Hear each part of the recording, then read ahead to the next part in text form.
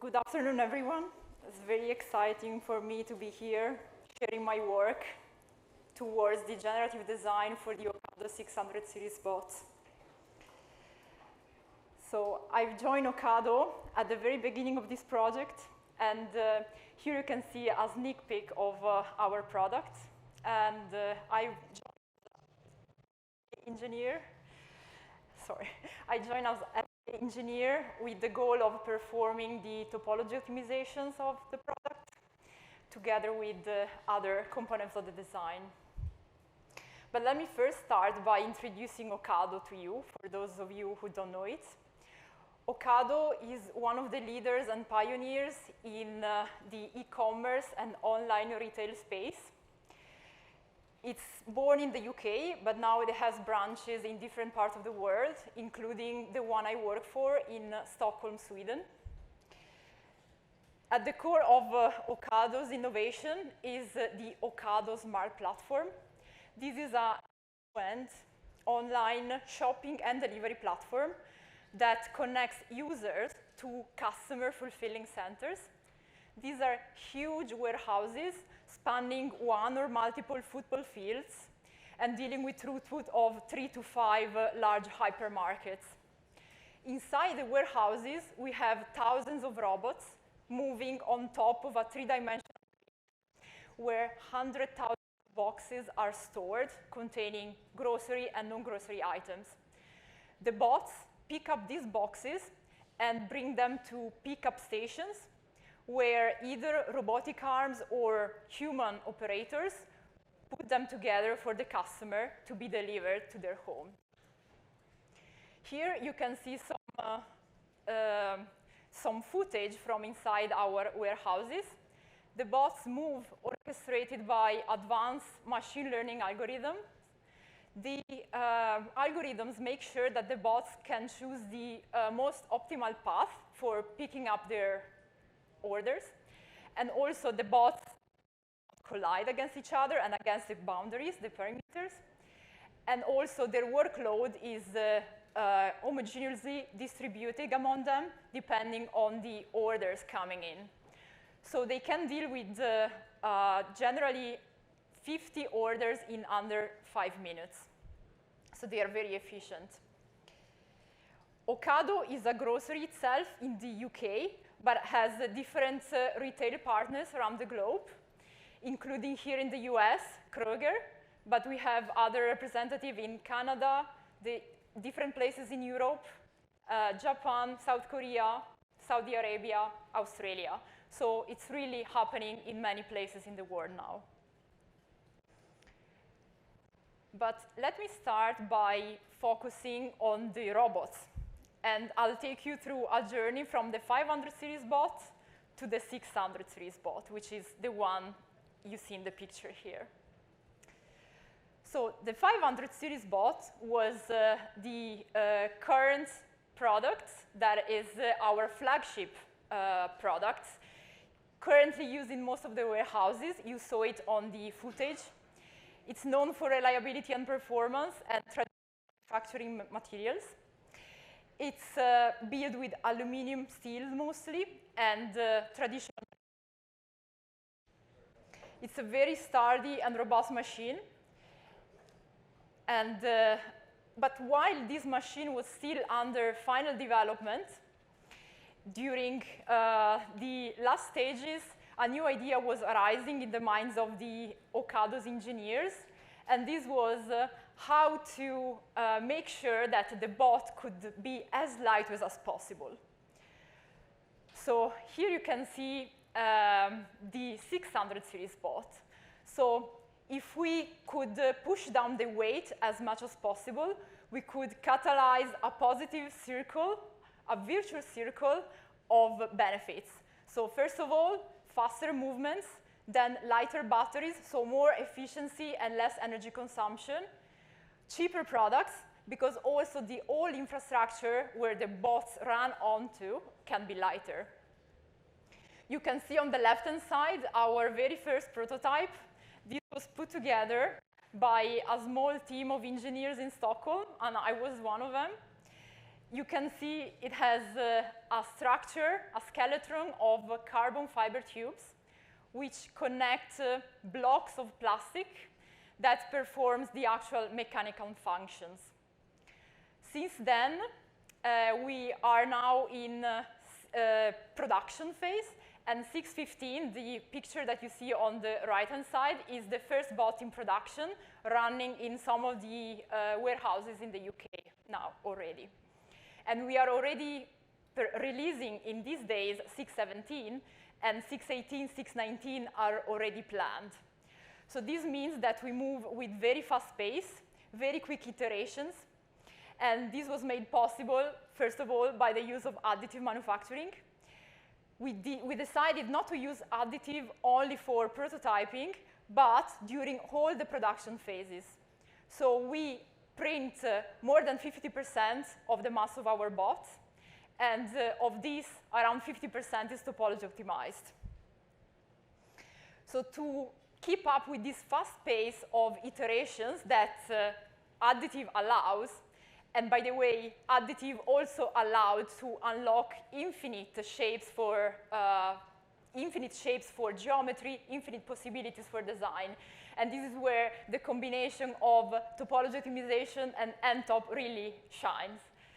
So, as I said, we needed to really have a quick pace to maintain these quick changes and keep up with the topology optimization and with the additive manufacturing in our design process. So we really make strong use of automation in hardware.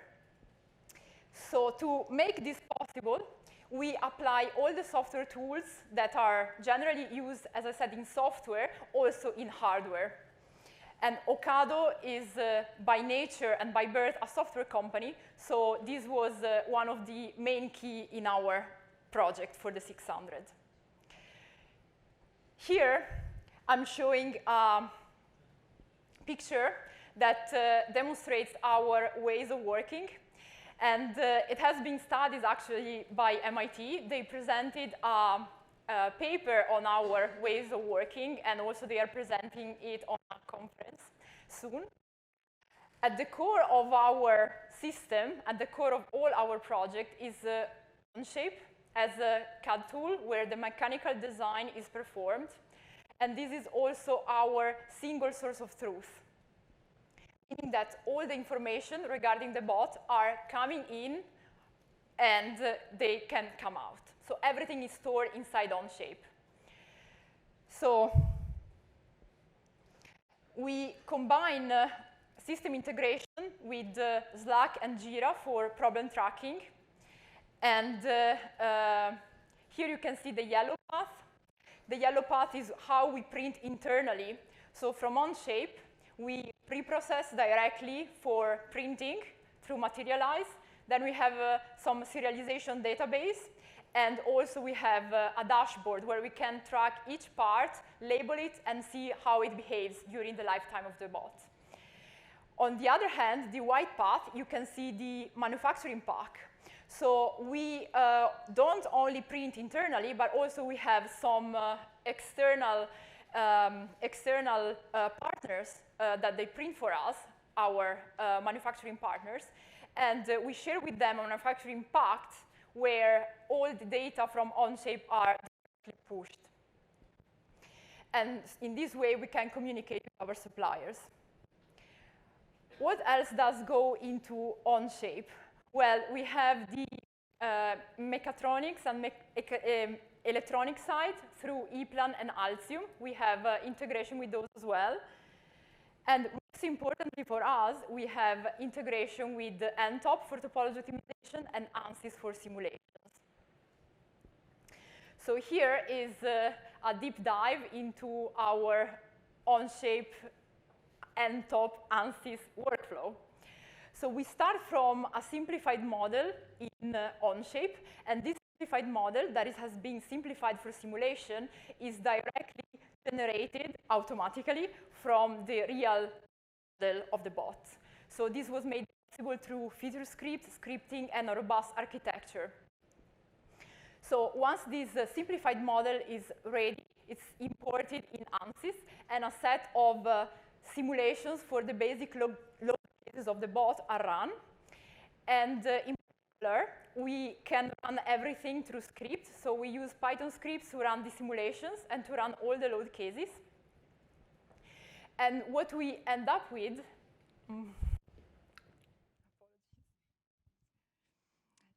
maybe you can hear me better now. Apologies. So I was saying that we have this model in ANSYS that we can run with all the load cases that are of interest for the bots. And what we end up with is a CSV file that contains all the forces that will be an input for our topology optimization. So once we have these forces, we go back to OnShape, where we have a specific part studio inside which we can automatically read this CSV file generated from ANSYS, and we can apply the forces that are the input for topology optimization onto the part.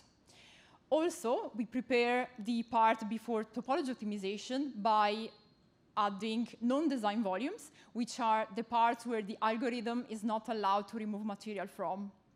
So once this document is prepared and has the geometry, the non-design volumes, and the forces, we can start our topology optimization workflow. So all we need as input is the OnShape URL, as OnShape is a tool on the cloud. So we need only the OnShape URL to trigger our topology optimization cascade.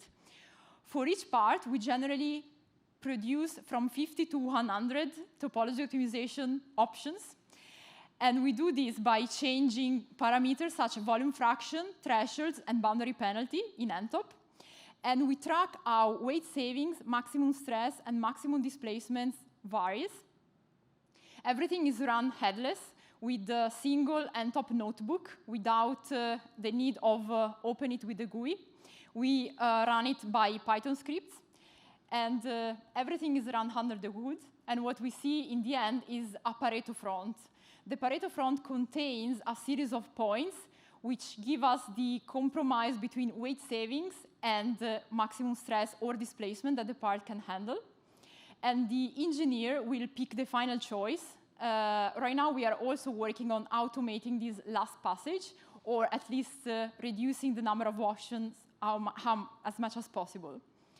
So what we end up with is a part that is directly ready to be imported back to CAD. And we can see that the only last step that we need to be fully ready in OnShape is just a Boolean intersection to make sure all the bearing seats and the features that require tiny accuracy are maintained. So I'm going to say a few more words about the topology optimization outcomes that we achieved. So first of all, we optimize 16 parts of the bot. The bot has 300 3D printed parts, but these 16 are the main structural ones, and also the one with the highest mass. And for each part, we were able to save from 50 to 70% of the weight from the original part, allowing us to have a bot that is 3 times lighter than the previous 500 series bot. And this workflow allows us to be able to use continuous iterations. So whenever there is a change in design, we are able to unlock a new pipeline for the topology optimization and have the design ready.